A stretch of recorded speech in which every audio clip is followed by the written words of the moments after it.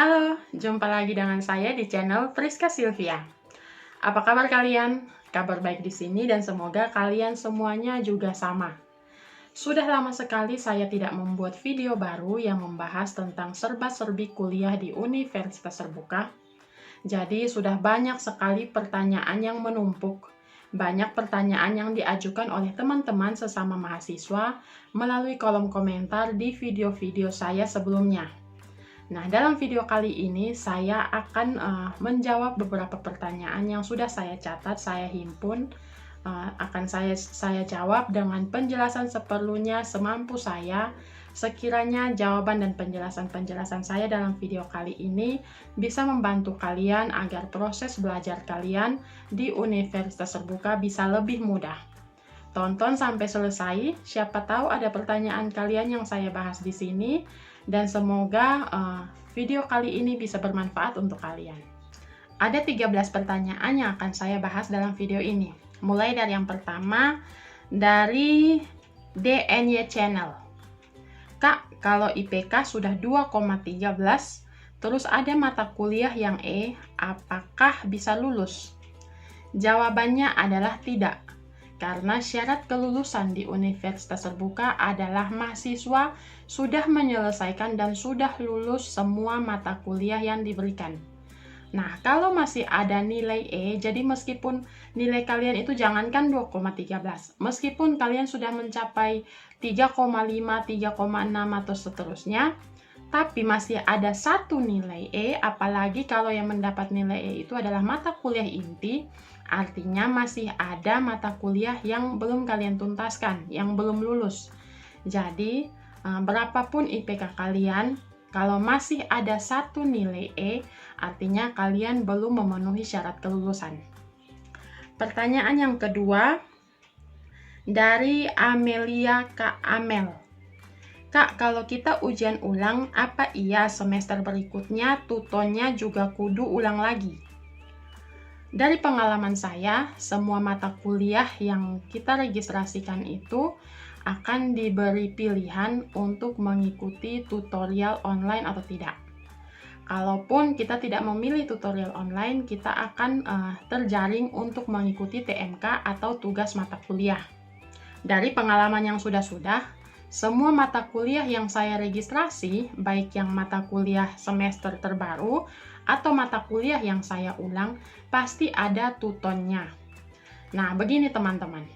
Prinsip tutorial online itu adalah fasilitas yang disediakan oleh Universitas Terbuka untuk memandu kita, membantu kita dalam proses belajar dalam rangka mempersiapkan diri untuk mengikuti ujian akhir semester.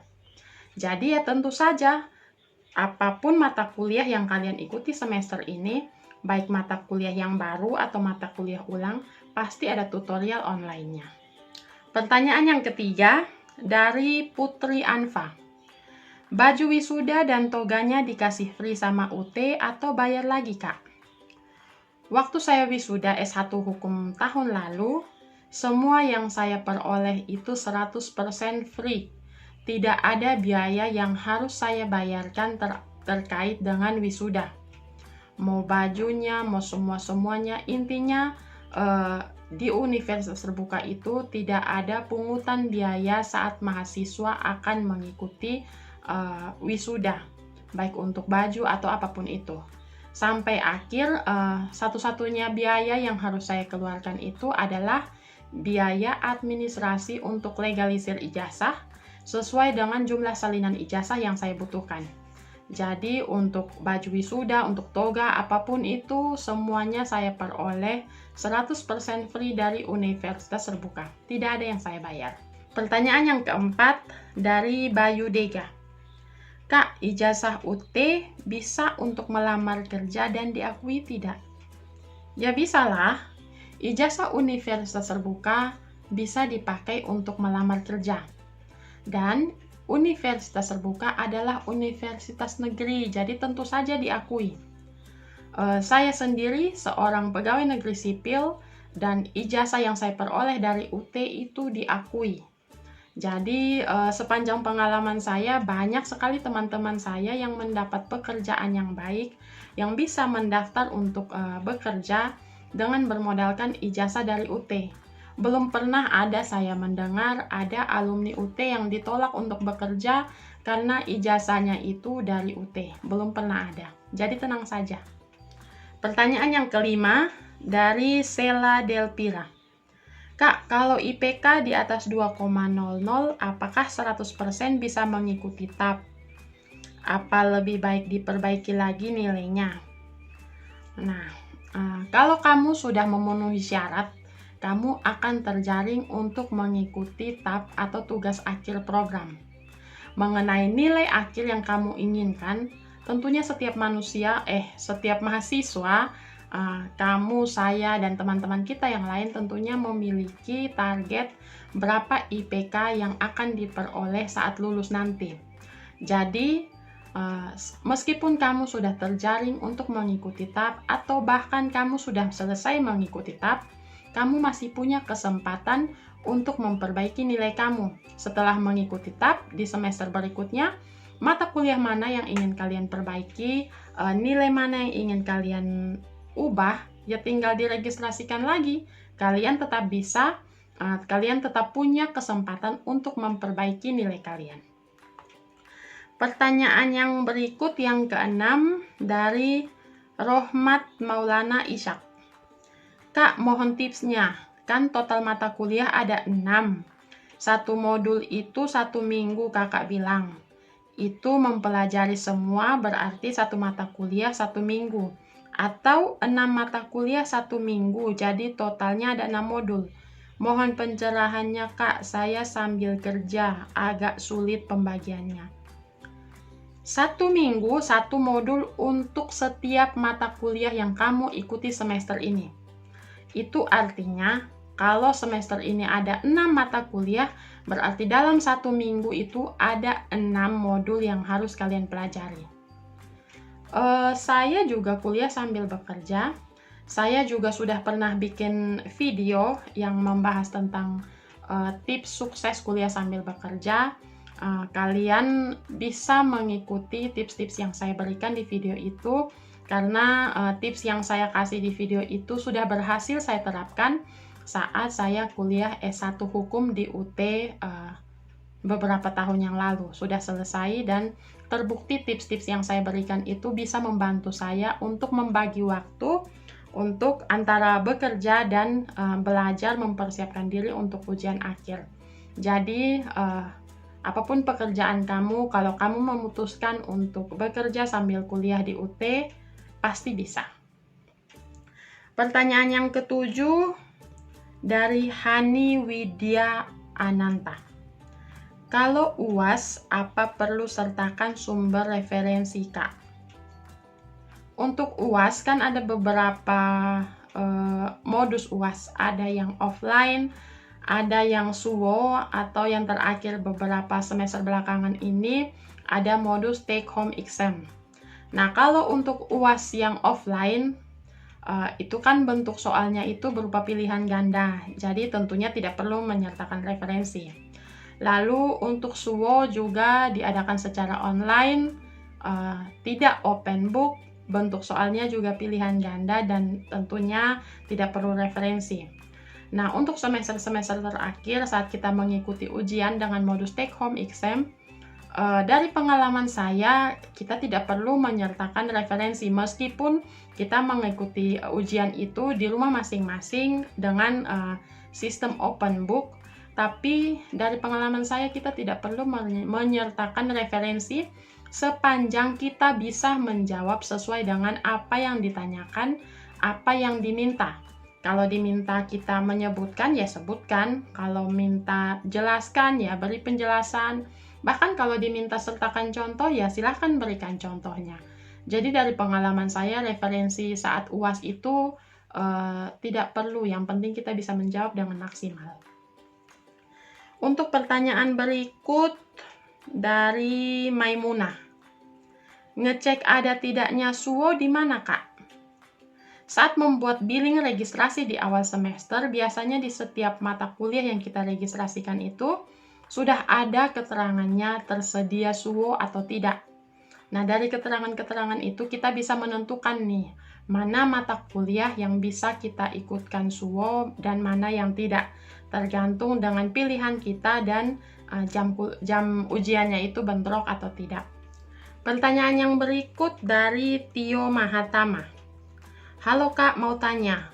Berarti sampai nanti sebelum tanggal UAS kita full hanya belajar dengan bahan ajar di rumah saja ya Kak? Jawabannya iya. Kalau kamu memilih paket yang non-TTM, berarti ya kamu hanya perlu belajar sendiri di rumah berdasarkan bahan ajar dan tentunya dengan bantuan fasilitas tutorial online atau dengan TMK atau tugas mata kuliah. Itulah kelebihan kuliah di UT. Pertanyaan berikut dari Moh Bahrul Mukid. Kak, saya bekerja, libur cuma hari Minggu saja. Sarannya Kak, lebih efektif milih SIPAS non-TTM atau non-SIPAS? Sebenarnya untuk pilihan SIPAS atau non-SIPAS, masing-masing itu ada kelebihan dan kekurangannya tergantung dengan mau pilih. Sebenarnya mahasiswa untuk memilih SIPAS atau non-SIPAS itu silahkan menyesuaikan dengan kondisi masing-masing.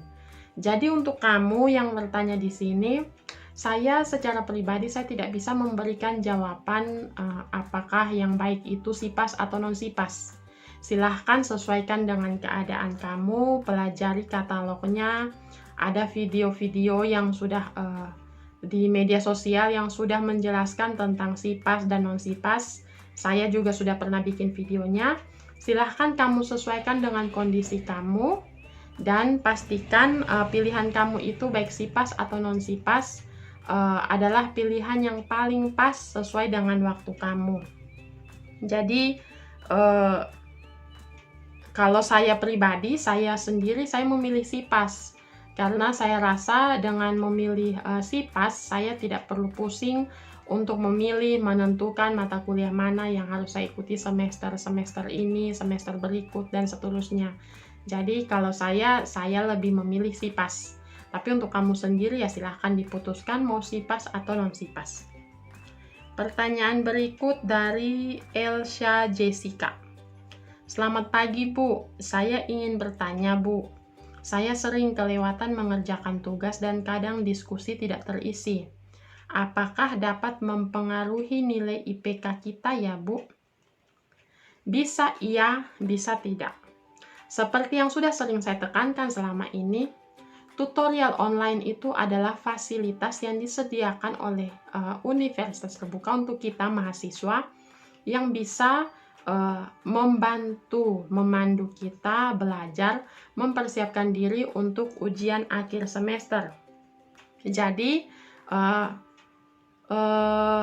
tutorial online itu adalah bantuan untuk kita, tapi tidak mutlak nilai kita ditentukan oleh tutorial online. Memang nilai yang kita peroleh di tutorial online ada kontribusinya untuk nilai akhir kita. Tapi ada poin penting yang menentukan. Nah, banyak kok teman-teman mahasiswa yang bolong-bolong tutorial online-nya, bahkan banyak yang tidak mengikuti sama sekali tutorial online-nya, tapi tetap bisa dapat nilai akhir yang maksimal, yang full. Banyak juga teman mahasiswa yang tutorial online-nya tinggi, maksimal, tapi nilai akhirnya malah anjlok. Jadi, tidak masalah kalau kalian kelewatan beberapa sesi diskusi, atau bolong 1 kali mengerjakan tugas di tutorial online. Yang penting intinya kalian belajar mempersiapkan diri untuk mengikuti ujian akhir semester nanti. Jadi jangan stres, jangan pikiran hanya karena kalian kelewatan beberapa sesi di tutorial online. Pertanyaan berikut dari Cindy Kasan. Nah, ini mirip seperti yang tadi. Kak, mohon penjelasan serta bimbingan dong. Saya terlambat mengikuti sesi 2 dan 3 dalam tuton. Solusinya apa ya, Kak? Mohon penjelasannya. Jalan keluarnya adalah silahkan lanjutkan belajar kamu. Silahkan ikuti diskusi-diskusi yang akan datang, kerjakan tugas-tugas yang akan datang. Tidak usah berkecil hati atau patah semangat atau stres karena 1 atau 2 sesi yang sudah terlewat. Jadi tetap fokuskan belajar kalian untuk mempersiapkan diri menghadapi ujian akhir semester. Karena bagus tidaknya tutorial online kalian yang menentukan nilai akhir kalian itu tetap di ujian akhir semester. Jadi percuma kalian full di tutorial online, tapi kalau tidak siap ikut ujian akhir semester dan nilai ujian akhir kalian itu jelek, tidak ada gunanya nilai tutorial online. Nah teman-teman, demikian penjelasan saya untuk tadi itu totalnya ada 13 pertanyaan yang sudah saya himpun, yang sudah kalian berikan melalui kolom komentar di video-video saya sebelumnya. Semoga jawaban dan penjelasan saya untuk pertanyaan-pertanyaan tersebut cukup jelas, sesuai dengan apa yang kalian butuhkan, dan yang paling penting bisa membantu kalian, mempermudah kalian dalam proses belajar selama di universitas terbuka. Kalau ada penjelasan yang masih kurang jelas, kalian bisa bertanya di kolom komentar, atau kalau kalian punya pertanyaan lain, silahkan ketikkan di kolom komentar, akan langsung saya jawab, atau kalau banyak akan saya himpun, dan saya jelaskan di video tanya jawab minggu depan. Akhir kata, untuk kalian teman-teman yang sejak awal sudah mengikuti channel saya ini, terima kasih banyak untuk dukungannya. Dan untuk kalian yang belum subscribe, silahkan klik tombol subscribe di bawah sini, bunyikan loncengnya supaya kalian tidak ketinggalan video-video terbaru saya. Semoga video-video saya di channel ini bisa bermanfaat untuk kalian. Dan kalau memang kalian rasa menarik dan bermanfaat, silahkan like dan share untuk teman-teman yang lain. Terima kasih atas kesediaan kalian semua menonton video saya sampai selesai. Salam sukses untuk kalian. Tuhan memberkati. Sampai jumpa di video selanjutnya.